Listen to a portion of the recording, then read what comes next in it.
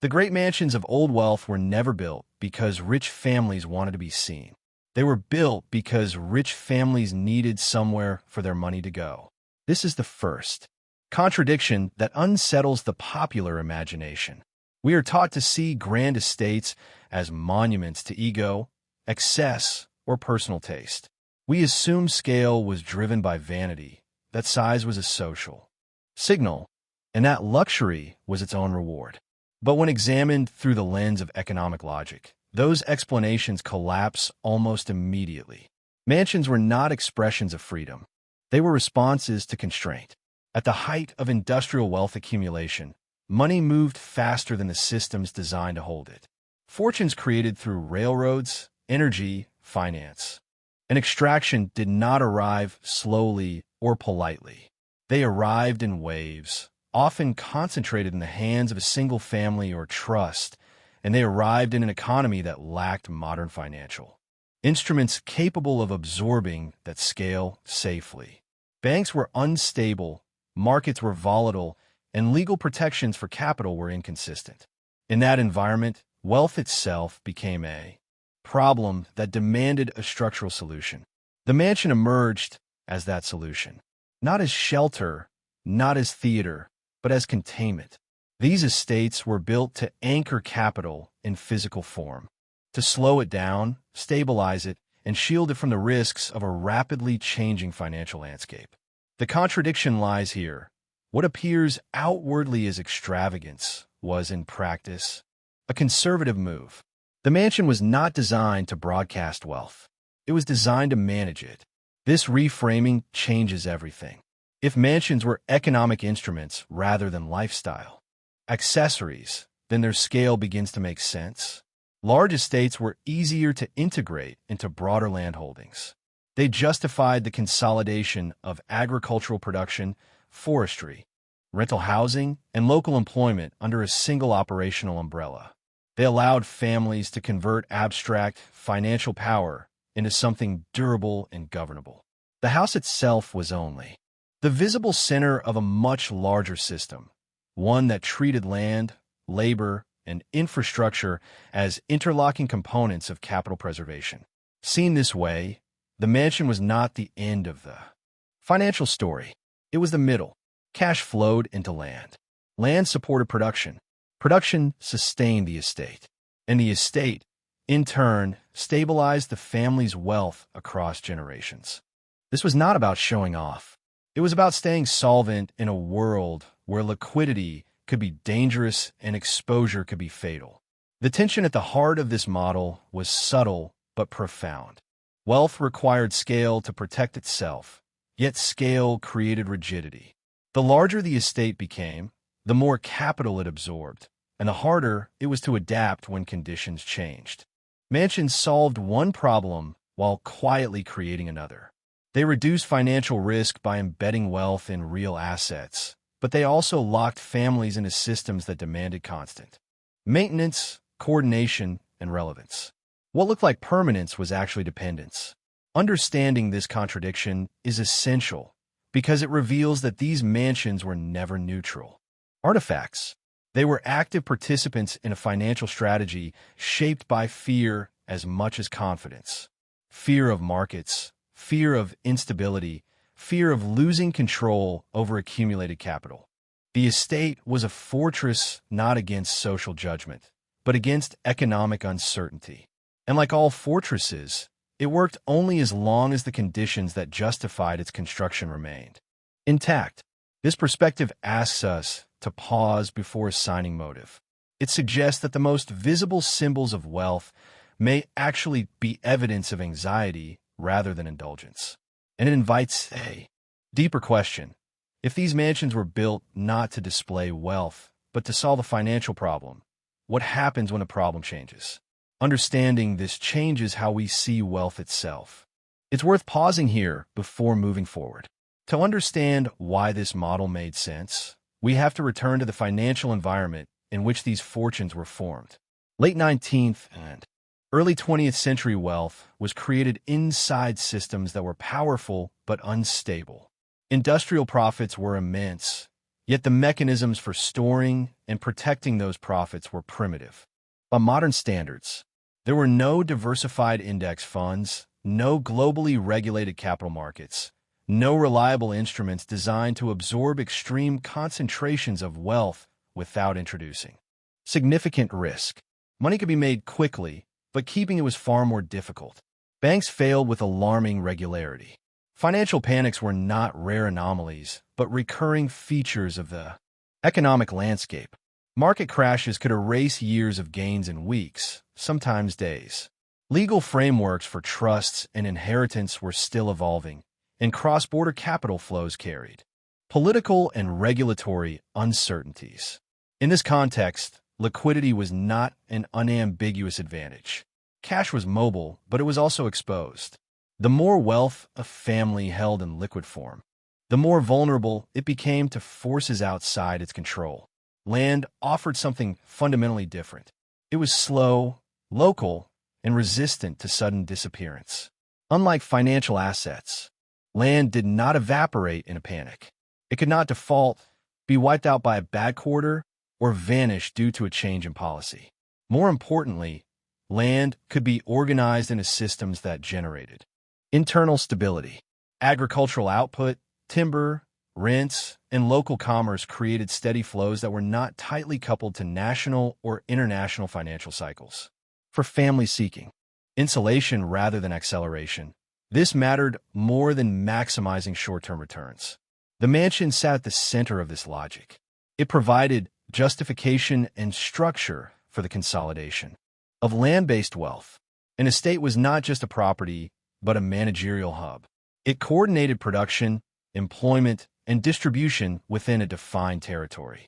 By anchoring wealth in a physical land, administrative center, families could reduce their reliance on external financial institutions. The estate became a semi-autonomous economic zone, governed internally rather than exposed entirely to market forces. This approach aligned with the incentives of the time. Tax systems often favored landholding over liquid capital.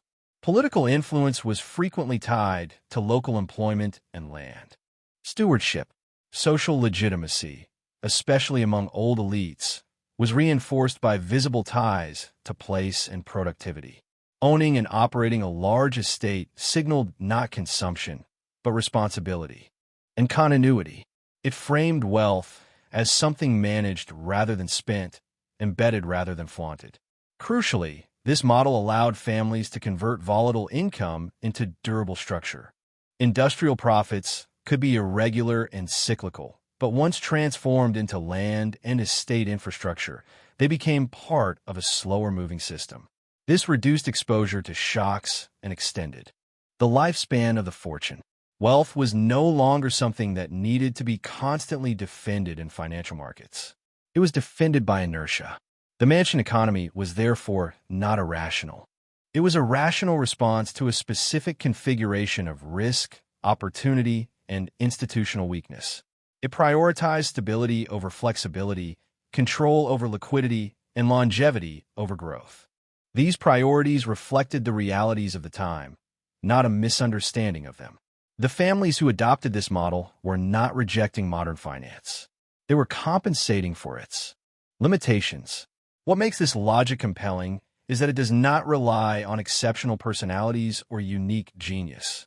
It emerges naturally when large concentrations of capital encounter fragile financial systems. Given the same conditions, similar solutions tend to appear. The mansion was not an aesthetic choice imposed on wealth. It was a structural adaptation shaped by incentives that no longer exist in the same form. This is the part of the story that rarely gets discussed. It's worth holding on to this logic before examining how this system actually functioned. Once established, the mansion economy functioned less like a household and more like an internal financial organism. Money did not simply arrive, get spent, and disappear. It circulated. The estate absorbed capital, redirected it, and attempted to reproduce it through controlled channels. To the outside world, this looked like wealth sitting still. Inside the system, however, money was constantly being reorganized. The initial flow usually began elsewhere. Industrial enterprises, financial interests, or commercial ventures generated large surpluses. These surpluses were intentionally diverted away from markets and into land acquisition, construction, and infrastructure. Once converted, that capital lost some of its mobility but gained a different kind of resilience. It became embedded in fields, forests, buildings, and labor systems that could not be easily dismantled or liquidated. Within the estate, money moved horizontally rather than vertically. Instead of being extracted upward, as profit, it circulated across functions. Agricultural production fed both the household and local markets. Timber operations supplied construction, fuel, and saleable goods. Rental properties housed workers and generated predictable income. Workshops, dairies, and processing facilities reduced dependence on external suppliers. Each activity reinforced the others, creating a closed loop. Logic designed to minimize leakage. Labor played a central role in this system. Estates were major employers, often supporting entire local economies. Wages paid to workers frequently returned to the estate through rents, purchases, and services. This internal circulation reduced exposure to external price swings and stabilized costs. The goal was not efficiency in the modern sense, but continuity. As long as money kept moving inside the system, the estate remained viable. The mansion itself functioned as the administrative core. It housed records, contracts, and decision-making. Authority, accountants, managers, and stewards were as essential as domestic staff. Budgets were planned over long horizons, with an emphasis on maintenance rather than expansion. The estate was expected to persist, not to grow aggressively. This mindset shaped every decision, from crop selection to building materials. Importantly, the system relied on time. Returns were slow but steady. Land improved gradually. Infrastructure paid off over decades, and relationships with local markets matured over generations. This patience was not accidental. It was a direct response to the volatility that families sought to avoid. By stretching financial expectations across long periods, the estate reduced the psychological and economic pressure of short-term performance. However, this internal logic also imposed limits. Because capital was locked into physical and social structures, adjustment was difficult. Changing production methods, reallocating resources, or exiting unprofitable activities required coordination across the entire system. Flexibility was sacrificed in exchange for stability. The estate could absorb shocks, but it struggled to pivot. What sustained the mansion economy, then, was not any single revenue stream, but the interaction between them. The system worked as long as its internal balance held. As long as labor was available, land remained productive, and external conditions did not shift too rapidly, the circulation of money could continue. The estate did not need to outperform markets. It only needed to outlast them. This internal machinery is easy to overlook because it lacks drama. There are no sudden windfalls, no explosive growth curves. Instead, there is repetition, maintenance, and careful management. It was precisely this quiet persistence that made the model attractive to families seeking permanence in an uncertain world. The more closely we examine these mechanics, the clearer it becomes that curiosity, not admiration, is the appropriate response. Understanding how the system moved invites a deeper question about what happens when movement is no longer enough. The mansion economy did not collapse because it was poorly designed. It collapsed because the world around it changed faster than the system could adapt. What had once been a source of resilience gradually became a source of fragility, not through mismanagement, but through structural mismatch. The very features that once protected wealth began to expose it. One source of pressure came from the external economy. Financial systems matured. Markets became deeper, more liquid, and more reliable. New instruments allowed wealth to be diversified and protected without being immobilized in land. What had once been dangerous liquidity became manageable. In comparison, estates began to look inefficient. Capital locked into slow-moving assets now carried an opportunity cost that was increasingly difficult to justify. At the same time, the internal costs of maintaining these systems rose steadily. Labor dynamics shifted, wages increased, alternative employment expanded, and the social structures that had once supplied a stable workforce began to erode. Estates that relied on dense networks of workers found themselves supporting fewer people at higher cost. The internal circulation of money weakened as labor became more mobile and less dependent on the estate itself. Taxation introduced another strain. Governments seeking broader revenue bases turned their attention to land and inheritance. Estates, once favored by tax codes, became visible targets. What had been a protected store of wealth was now subject to recurring extraction. Because the mansion economy depended on long-time horizons, these ongoing drains were especially damaging. They reduced the system's ability to absorb shocks and maintain equilibrium. Cultural and political shifts compounded these pressures.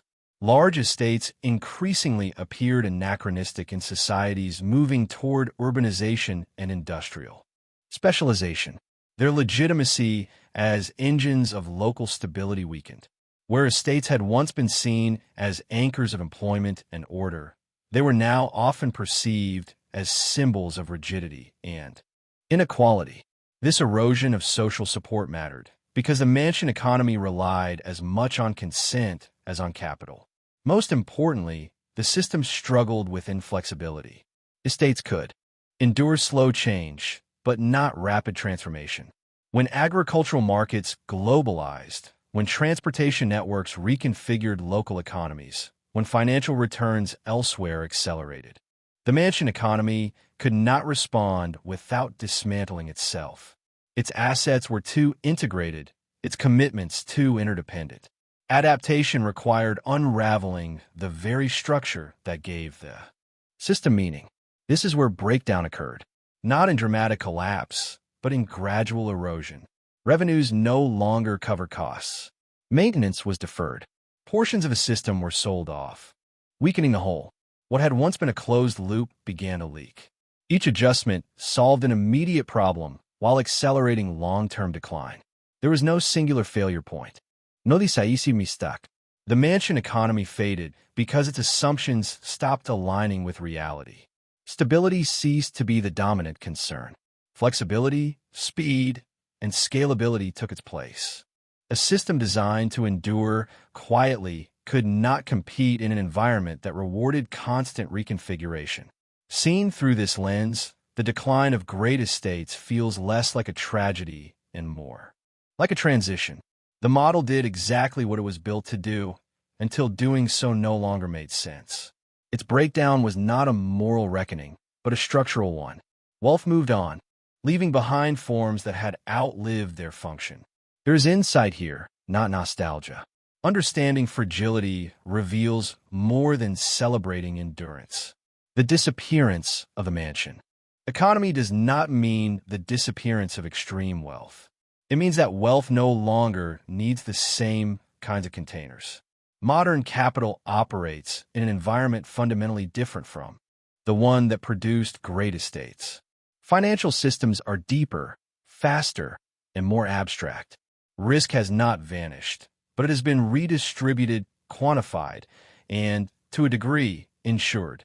The problems that mansions were built to solve are no longer dominant, and so the solutions have changed. Today's wealth prioritizes mobility over permanence. Capital moves across borders in seconds, rebalances automatically, and hides within layers of financial instruments that did not exist a century ago. The modern equivalent of the mansion is not a building, but a structure of ownership. Funds, trusts, holding companies, and legal architectures designed to optimize flexibility. Where old wealth embedded itself in land to avoid exposure, modern wealth embeds itself in systems to remain adaptable. This shift explains why contemporary billionaires rarely build estates that function as economic centers. Large properties still exist, but they are lifestyle choices, not financial strategies. They do not anchor production systems, stabilize labor markets, or circulate capital internally. They are peripheral to wealth, not central to it.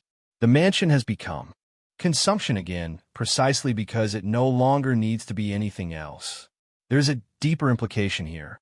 The mansion economy reminds us that wealth always reflects its environment. When markets are fragile, wealth seeks solidity. When systems are unreliable, wealth becomes territorial. When financial tools mature, wealth abandons physical anchors. None of these behaviors are moral statements. They are adaptations. The form wealth takes tells us more about the system surrounding it than about the people who possess it. This perspective also complicates modern nostalgia. For old estates, it is tempting to see them as symbols of lost stability or elegance. But their existence depended on constraints that few would willingly reintroduce. The same rigidity that made them necessary also limited opportunity, mobility, and innovation. The mansion economy was stable because the world around it was unstable. Its disappearance signals not just loss, but transformation. Understanding this helps demystify contemporary wealth. The absence of grand, self-sustaining estates does not mean wealth has become less concentrated or less powerful. It means it has found new forms better suited to current conditions. Capital no longer needs to slow itself down to survive. It can outrun risk instead. The lesson is not that one model was superior to another. It is that economic structures are temporary answers to temporary problems. The mansion economy worked until it didn't, not because it failed internally, but because the question it answered ceased to be relevant. Modern wealth will face its own version of this reckoning when conditions shift again. Seen clearly, the great mansions of the past are not monuments to excess, but artifacts of adaptation. They show us how rational systems can appear irrational once their context disappears. And they remind us that permanence in wealth is always an illusion created by alignment between structure and circumstance. Understanding this reframes how we interpret both past and present. It invites us to look at wealth not as spectacle, but as strategy.